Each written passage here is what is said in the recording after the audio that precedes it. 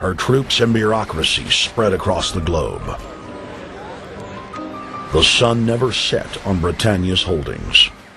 The banking cartel funded, in fact, since about 1800, they have funded both sides of almost every war.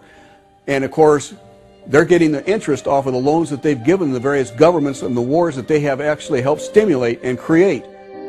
By 1900, Germany was a rising force and a leader of the Industrial Revolution.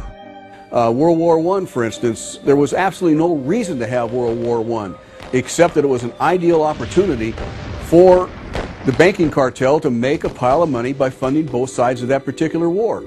On June 28, 1914, the heir to the Austrian-Hungarian throne, Archduke Franz Ferdinand, was assassinated while traveling in a motorcade.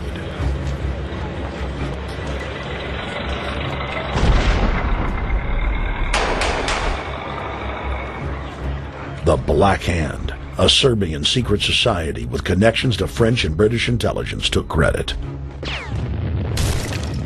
World War I had begun.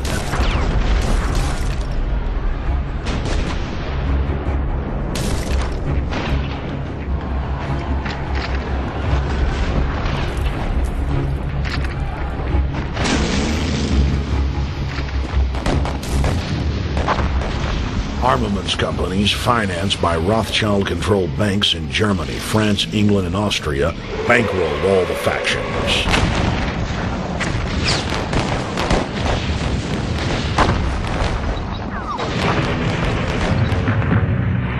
At least 20 million were killed in the war. It was a conflict so terrible the people vowed to never fight again. They dubbed it the War to End All Wars. Question is, why did they want war? Well, first of all, is money and power. But secondly, they wanted to create the League of Nations. They had this in their plans all along, and as a consequence, once the war was over or about to be over, they began to formulate this idea of a League of Nations so this would never ever happen again. Hundreds of years of practice made the British experts at hiding their empire behind puppet governments and councils. In the name of stopping all future conflicts, they proposed that countries would join a League of Nations. Their true intention was for the League to serve as a framework for world government. President Woodrow Wilson, who had spearheaded the establishment of the private Federal Reserve System in the United States in 1913, strongly supported the establishment of the League of Nations. Woodrow Wilson was a very naive president. He was basically a college professor that was grafted into this whole system. The League convened in Paris in 1919, but many nations recognized it as a threat to their sovereignty and refused to join. Frustrated by the U.S. Congress blocking the League of Nations, British intelligence, with the help of the Rockefeller family, set up the Council on Foreign Relations in New York City in 1921. The council recruited the best and brightest of American life to support the growth of the Anglo-American Empire. The CFR's stated mission is to abolish all nation-states in favor of an all-powerful world government administered by a tiny elite. By 1930, the promoters of world government had split into two interlocking camps: the Fabian socialists centered in London, and the fascists based in Italy and Germany. National Socialism will use its own revolution for establishing a new world order. Adolf Hitler.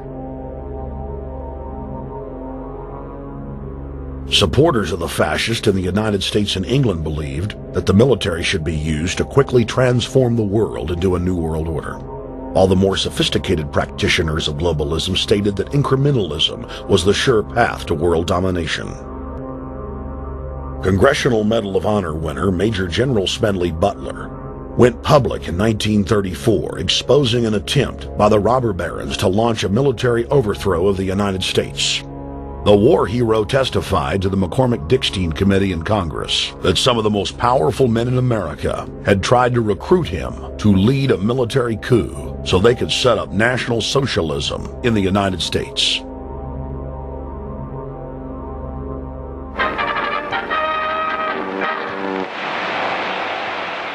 I appeared before the Congressional Committee, the highest representation of the American people, under subpoena to tell what I knew of activities which I believe might lead to an attempt to set up a fascist dictatorship. I was supposed to lead an organization of 500,000 men, which would be able to take over the functions of government. The fascists had also made deep inroads in England. Edward VIII, King of England, was forced to abdicate the throne because of his public support for Hitler. Det sich dabei nicht nur das negative Problem der Bekämpfung dieser Lehre und ihrer Organisation handelt, sondern die Durchführung der positiven Aufgabe der Gewinnung des deutschen Arbeiters für den nationalen Staat.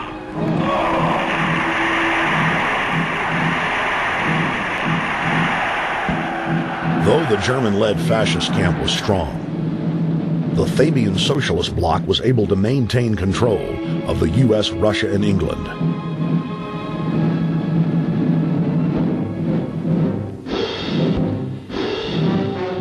In the build-up to World War II, and during the conflict, the bankers again financed both sides, just as they had done with Napoleon.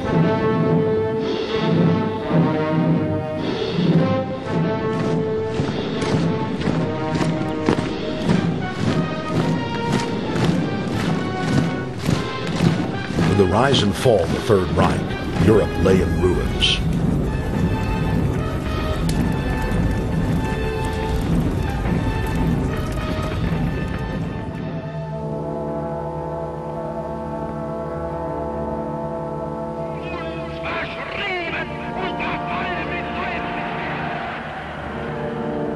Once again, the elite claimed that only global governance could save humanity from certain destruction.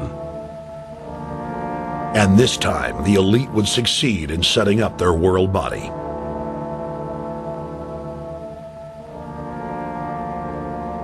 In April of 1945, at the Presidio Naval Base in San Francisco, the United Nations was founded by the victors of World War II. The United Nations complex was then built in New York City on land donated by John D. Rockefeller. Shortly after the elite established the United Nations as their base in the United States, the newly formed World Council quickly began work on the next phase in their plan, the incremental formation of continental superstates. The first step in their trilateral plan was the creation of the European Union. Unifying Europe had been tried many times and was extremely unpopular. Where Napoleon and Hitler had failed to accomplish their goals using force, the globalists would succeed using stealth. The British spearheaded the formation of the Council of Europe on May 5, 1949. The Treaty of London claimed to only establish trade ties between European nations, like NAFTA or GATT in North America. Its true intention was the formation of a European superstate.